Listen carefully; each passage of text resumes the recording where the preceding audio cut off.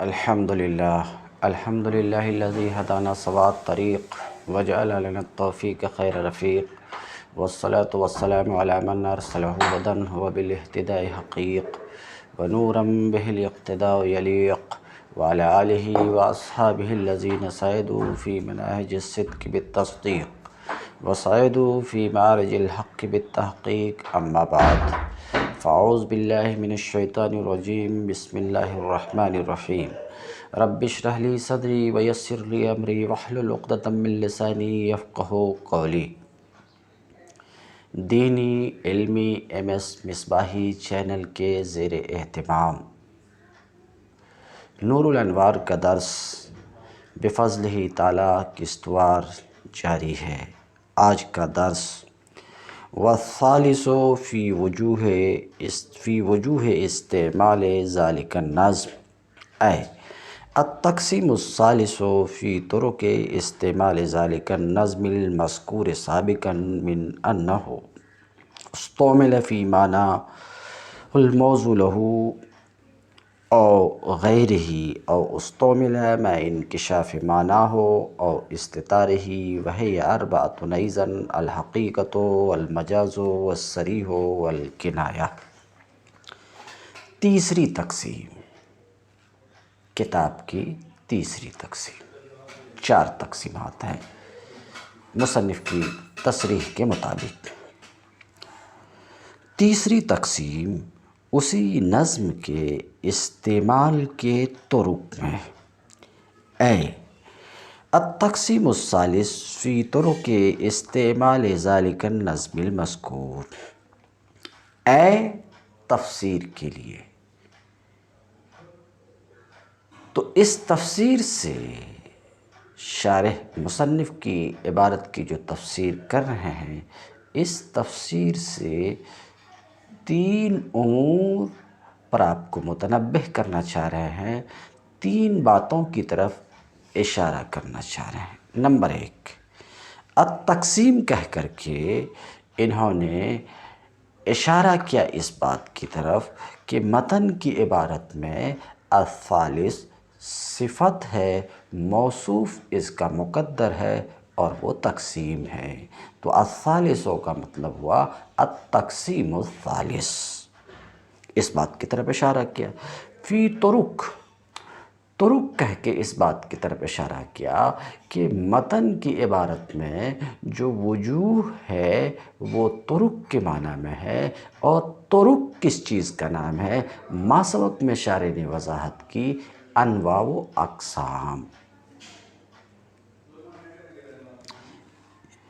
استعمال ذالک النظم المذکور،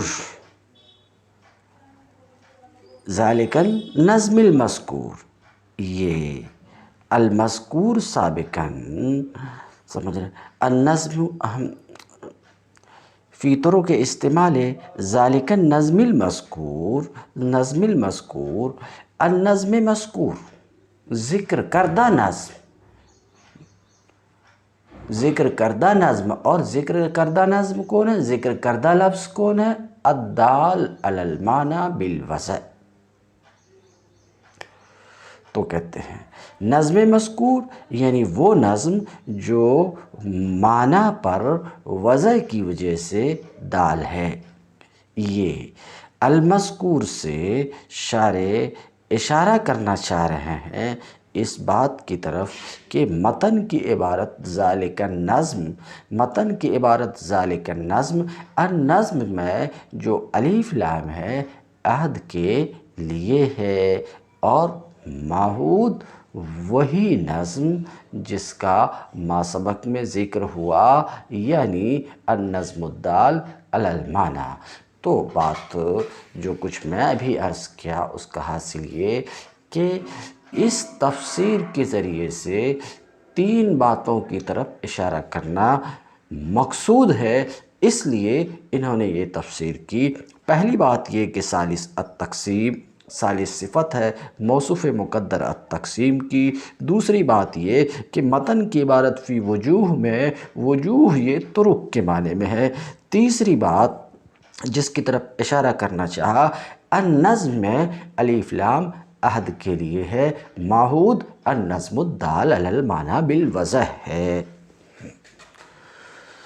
تو کہتے ہیں کہ تیسری تقسیم اسی نظم کے استعمال کے طرق میں ہے، استعمال کی قسموں، انواع و اقسام میں ہے، اسی نظم جس کا پہلے ذکر کیا گیا۔ تو یہ تیسری تقسیم، اور ذرا سا واضح کرتے ہوئے، یہ تیسری تقسیم بھی نظم دال علی المعنی، لفظ دال علی المعنی بالوضع، یعنی لفظ جو وضع کی وجہ سے معنی پر دلالت کرتا ہے، تیسری تقسیم بھی نظم اور لفظ ہی کی ہے، لفظ دال علی المعنی ہی کی ہے، مگر یہ تیسری تقسیم جو لفظ کی ہے استعمال کے اعتبار سے، استعمال کے اعتبار سے کا مطلب لفظ اپنے معنی موضوع لہو میں مستعمل ہے، یا لفظ اپنے معنی موضوع لہو کے غیر، یعنی غیر معنی موضوع لہو میں مستعمل ہے۔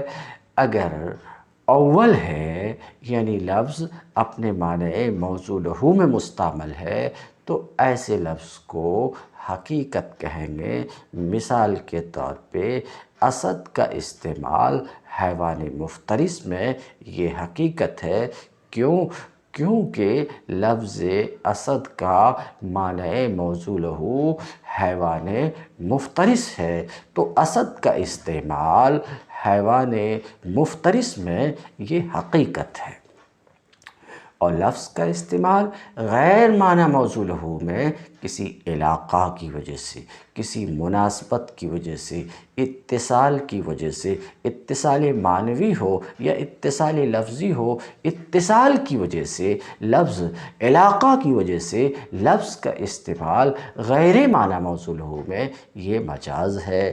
مثال کے طور پہ لفظ اسد کا استعمال بہادر مرد میں یہ مجاز ہے، کیونکہ یہ لفظ کا استعمال معنی موضوع لہو کے غیر میں، معنی موضوع لہو حیوان مفترس ہے اور غیر مرد شجاع ہے، تو مرد شجاع میں اس کا استعمال کس کی وجہ سے؟ اتصال کی وجہ سے معنی موضوع لہو اور غیر معنی موضوع لہو میں کس بات میں اتصال ہے؟ وصف شجاعت میں اتصال کی وجہ سے۔ تو اسد کا استعمال بہادر مرد میں یہ مجاز ہے۔ تو بات اتنی ہے کہ لفظ اپنے معنی موضوع لہو میں مستعمل ہے، لفظ اپنے معنی موضوع لہو میں مستعمل ہے تو حقیقت ہے، غیر معنی موضوع لہو میں مستعمل ہے تو مجاز ہے۔ جس میں بھی حقیقت ہو یا مجاز، لفظ اپنے معنی موضوع لہو میں مستعمل ہو یا غیر معنی موضوع لہو میں مستعمل ہو، معنی کی وضاحت کے ساتھ مستعمل ہے یا معنی کی وضاحت کے ساتھ مستعمل نہیں ہے، استتار پوشیدگی کے ساتھ مستعمل ہے، تو لفظ چاہے اپنے موضوع لہو میں مستعمل ہو یا غیر موضوع لہو میں مستعمل ہو، معنی کے وضاحت اور انکشاف کے ساتھ مستعمل ہے تو وہ صریح ہے، اور استتار کے ساتھ مستعمل ہے تو وہ کنایہ ہے، صریح۔ صریح وہ لفظ ہے جس کی مراد من کل الوجوہ واضح ہو، یعنی گویا کہ اس میں کلام ہی معنی کے قائم مقام ہوتا تو اس میں نیت کی کوئی ضرورت نہیں اور نیت کا یہاں اعتبار نہیں ہوگا۔ مثلاً مرد کا قول اپنی بیوی کے لیے انت طالق وقوع طلاق میں یہ صریح ہے، اس کی مراد واضح ہے، یہاں نیت نہیں دیکھی جائے گی کہ کہنے والے نے نیت کس چیز کی کیونکہ یہ صریح ہے، اس کی مراد واضح ہے، یہ لفظ بولنا نہیں گویا کہ معنی ہی بولنا ہے۔ بہرحال صریح وہ لفظ ہے جس کی مراد من کل الوجوہ ظاہر ہو، اور کنایہ وہ لفظ ہے جس کی مراد میں پوشیدگی ہو، جس کی مراد میں پوشیدگی ہو، جس کی مراد مستور ہو، غیر واضح ہو، جیسے باب طلاق میں مرد کا قول اپنی بیوی کے لیے انت بائن، انت بائن، انت حرام کی مراد میں یہاں استتار ہے، پوشیدگی ہے کہ پوشیدگی ہے۔ تو گفتگو یہ ہے کہ لفظ اپنے معنی موضوع لہو میں مستعمل ہوگا یا غیر موضوع لہو میں مستعمل ہوگا، جس میں بھی مستعمل ہو معنی کہ انکشاف کے ساتھ ہوگا یا استتار کے ساتھ ہوگا۔ اگر اول ہے تو حقیقت ہے، دوم ہے تو مجاز ہے، سوم ہے تو صریح ہے، اور چہارم ہے تو کنایہ ہے۔ اس سے آپ کو حقیقت، مجاز، صریح، کنایہ سب کی تعریف بھی معلوم ہو گئی، اور یہ بات بھی آپ سمجھ گئے ہوں گے انداز بیاں سے کہ لفظ استعمال سے پہلے نہ حقیقت ہے، نہ مجاز ہے، نہ صریح ہے، نہ کنایہ ہے، نہ صریح ہے نہ کنایہ، تو استعمال کی صورت میں استعمال کے بعد ہی لفظ حق کو حقیقت یا مجاز یا صریح یا کنایہ کہا جائے گا، یعنی استعمال کے بعد ہی لفظ حقیقت یا مجاز یا صریح یا کنایہ ہوا کرتے ہیں۔ یہ بات بھی آپ کو سمجھ میں آئی ہوگی۔ دیکھیے، من انہو کہ لفظ اپنے معنی موضوع لہو میں مستعمل ہے یا غیر معنی موضوع لہو میں مستعمل ہے، کسی علاقہ کی وجہ سے، کسی مناسبت کی وجہ سے غیر موضوع لہو میں مستعمل ہے، یا معنی کے انکشاف کے ساتھ مستعمل ہے یا استتار کے ساتھ مستعمل ہے۔ وہی اربعۃ ایضاً، اور وہ بھی کون؟ وجوہ استعمال ذالک النظم، یعنی وجوہ استعمال نظم الدال علی المعنی، وجوہ استعمال وہ بھی چار ہیں، جس طریقے سے کہ دوسری تقسیم کے اقسام ظاہر، نص، مفسر، محکم چار ہیں، ویسے یہ بھی چار ہیں، اور چار کون ہیں؟ حقیقت اور مجاز اور صریح اور کنایہ ہیں۔ لِأَنَّهُ إِنِ اسْتُعْمِلَ فِي مَعْنَاهُ الْمَوْضُوعُ لَهُ فَهُوَ حقیقہ، شارح اپنی اس عبارت سے اس تیسری تقسیم کے چار قسموں میں، تیسری تقسیم جو لفظ کی ہے استعمال کے اعتبار سے، شارٹ میں لفظ یعنی نظم دال علی المعنی کی ہے استعمال کے اعتبار سے، تو استعمال کے اعتبار سے نظم دال علی المعنی کی چار قسمیں ہیں۔ استعمال کے اعتبار سے لفظ ان چار قسم حقیقت، مجاز، صریح، کنایہ میں منحصر ہے۔ اس کی دلیل بیان کر رہے ہیں کہ لفظ اپنے معنی موضوع لہو میں مستعمل ہوگا یا علاقہ کی وجہ سے غیر موضوع لہو میں مستعمل ہوگا، جس میں بھی مستعمل ہو معنی کی وضاحت کے ساتھ مستعمل ہوگا یا عدم وضاحت کے ساتھ مستعمل ہوگا۔ اول ہے تو حقیقت ہے، دوم ہے تو مجاز ہے، سوم ہے تو صریح ہے، چہارم ہے تو کنایہ ہے۔ کہتے ہیں لِأَنَّهُ إِنِ اسْتُعْمِلَ فِي مَعْنَى، اس لیے کہ لفظ اگر اپنے معنی موضوع لہو میں مستعمل ہے تو وہ لفظ حقیقت ہے، جیسے اسد حیوان مفترس میں، یا کسی علاقے کی وجہ سے غیر موضوع لہو میں مستعمل ہے تو مجاز ہے، جیسے اسد مرد شجاع میں۔ ثم کل منہما، پھر ان دونوں میں سے ہر ایک، یعنی حقیقت و مجاز میں سے ہر ایک، اگر اپنے معنی کے انکشاف کے ساتھ، حقیقت و مجاز میں سے ہر ایک اگر اپنے معنی کے انکشاف کے ساتھ مستعمل ہے تو وہ صریح ہے، جیسے مرد کا قول اپنی بیوی کے لیے انت طالق، اور اپنے معنی کے انکشاف کے ساتھ مستعمل نہ ہو تو کنایہ ہے۔ تو کیا ہے؟ کنایہ ہے۔ کہتے ہیں فالصریح والکنایہ یجتمعان مع الحقیقت والمجاز۔ شارح اپنی اس عبارت صریح اور کنایہ حقیقت و مجاز کے ساتھ جمع ہوتے، شارح اپنی اس عبارت سے۔ شارح کی یہ عبارت کون سی عبارت؟ فالصریح والکنایہ یجتمعان مع الحقیقت والمجاز۔ شارح کی یہ عبارت سوال مقدر کا جواب ہے۔ سوال یہ ہے کہ حقیقت و مجاز اور صریح و کنایہ، جیسا کہ مصنف نے واضح کیا، وہی اربعۃ وجوہ استعمال، یعنی لفظ کے اقسام استعمال کے اعتبار سے 4 ہیں۔ تو مصنف نے واضح کیا کہ یہ چاروں ایک تقسیم کے اقسام ہیں۔ تو مصنف کی تصریح کی روشنی میں حقیقت، مجاز، صریح، کنایہ یہ ایک تقسیم کے اقسام ہیں، اور آپ کو خوب معلوم ہے کہ ایک تقسیم کے اقسام میں تباین ہوتا ہے۔ میں ذرا سا رکتا ہوں، ایک تقسیم کے اقسام میں تباین ہوتا ہے۔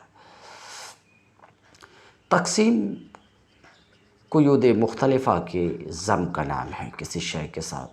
بہرحال تقسیم، مقسم، اقسام، قسیم، تعریف میں نہیں جاتا ہوں، مثال کے ذریعے سے آپ کو اسے سمجھانے کی کوشش کروں۔ مثلاً نحو کی کتاب میں آپ پڑھے ہوں گے الکلمۃ اما اسم او فعل او حرف۔ تو یہاں تقسیم ہے، کس کی تقسیم ہے؟ کلمہ کی تقسیم ہے۔ کس کی طرف تقسیم ہے؟ اسم، فعل، حرف کی طرف تقسیم ہے۔ تو اسم، فعل، حرف، یہ اس کی طرف جو کلمہ کی تقسیم ہے، یہ اسم، فعل، حرف کلمہ کے اقسام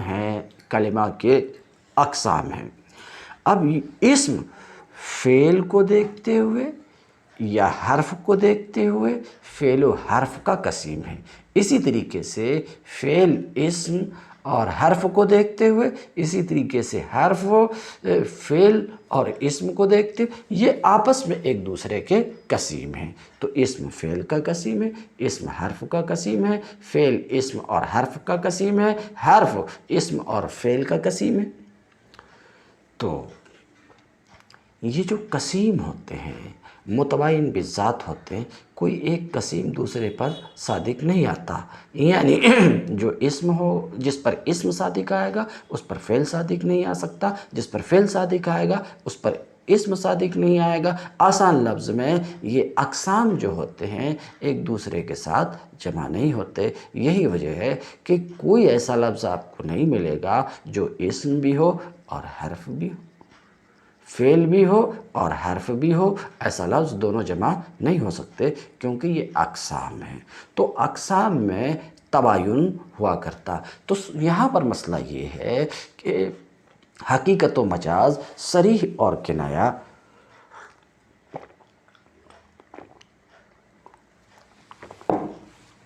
یہ چاروں ایک تقسیم کے اقسام ہیں، تو ان میں تباین ضروری ہے۔ ان کو ایک دوسرے کے ساتھ جمع نہیں ہونا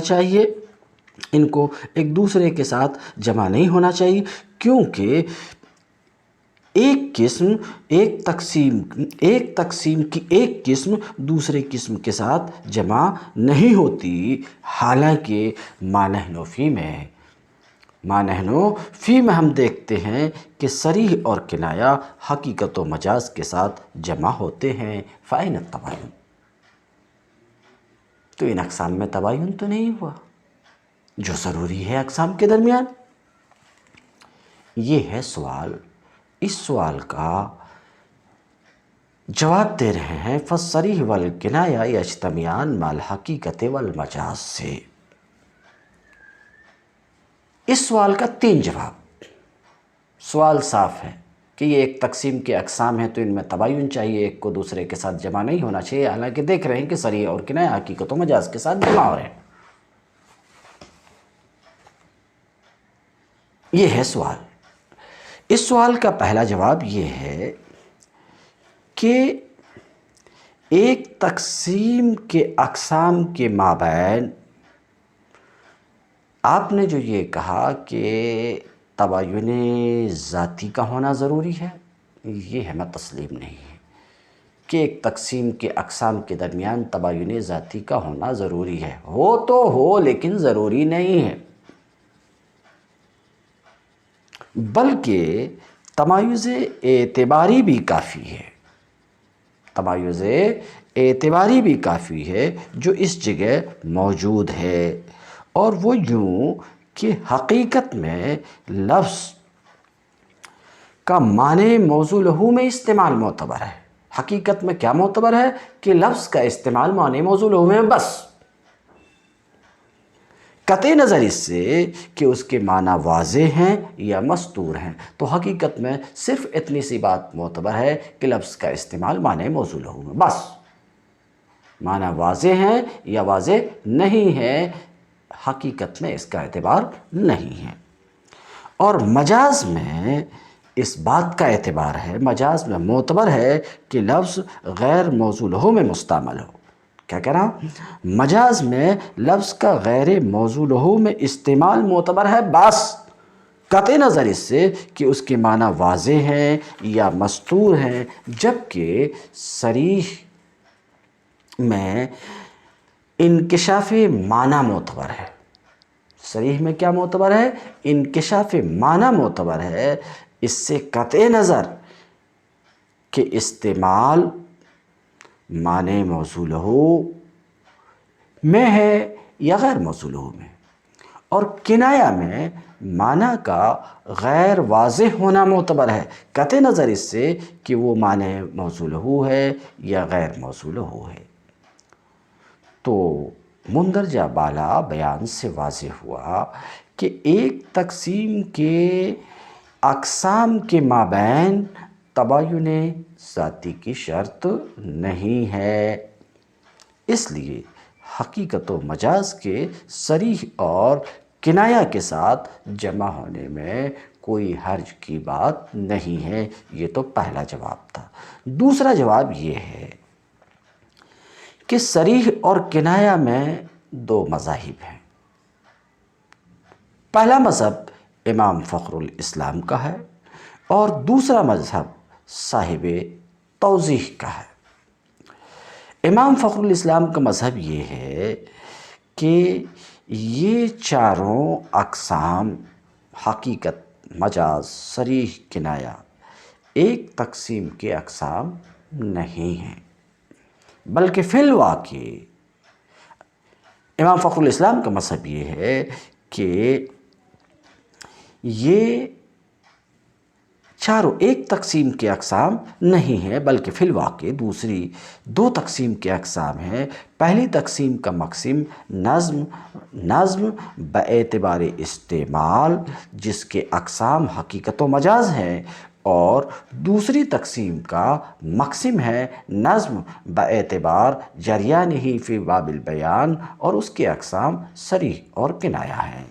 جب ایسا ہے کہ یہ چاروں اقسام دو تقسیم کے ہیں، تو ان کے ایک دوسرے کے ساتھ جمع ہونے میں کوئی حرج نہیں ہے۔ مثلاً اسم کی ایک تقسیم معرفہ اور نکرہ کی طرف ہے، ایک دوسری تقسیم مذکر و مؤنث کے ساتھ ہے، تو معرفہ، نکرہ، مذکر، مؤنث کے ساتھ جمع ہوتے ہیں۔ اسی طرح یہ چاروں بھی، یہ ان چاروں میں سے حقیقت و مجاز صریح اور کنایہ کے ساتھ بھی جمع ہوتے ہیں۔ تیسرا جواب یہ ہے کہ صریح و کنایہ حقیقت و مجاز کی قسیم نہیں ہے، بلکہ یہ دونوں حقیقت و مجاز کے اقسام ہیں، فلا مضائقہ۔ تو شارح کہتے ہیں فالصریح والکنایہ یجتمعان مع الحقیقہ، تو صریح اور کنایہ حقیقت و مجاز کے ساتھ جمع ہوتے ہیں۔ اسی وجہ سے امام فخر الاسلام نے کہا کیا کہا انہوں نے؟ عبارت کو ان کی عبارت مصنف کی عبارت سے الگ ہے۔ مصنف کی عبارت تو یہ ہے والثالث فی وجوہ استعمال ذالک النظم، اور فخر الاسلام کی عبارت یہ ہے والقسم الثالث، اور تیسری تقسیم اس نظم کے استعمال اور اس نظم کے باب بیان میں جاری ہونے کے طرق کے بیان میں ہے۔ تو انہوں نے امام فخر الاسلام نے حقیقت اور مجاز کو استعمال کی طرف راجح قرار دیا ہے، اور صریح اور کنایہ کا مرجع جریان کو قرار دیا ہے۔ وجعل صاحب التوضیح کلا من الصریح والکنایہ قسما من الحقیقت والمجاز، اور صاحب توضیح نے صریح اور کنایہ میں سے ہر ایک کو حقیقت و مجاز کی قسم قرار دیا ہے۔ تم الدرس الیوم، طلبہ و طالبات اور دوست احباب سے مؤدبانہ گزارش ہے کہ دینی علمی MS مصباحی چینل کی طرف توجہ فرمائیں اور زیادہ سے زیادہ اسے شیئر کریں۔ حسن سماعت کے لیے بہت بہت شکریہ۔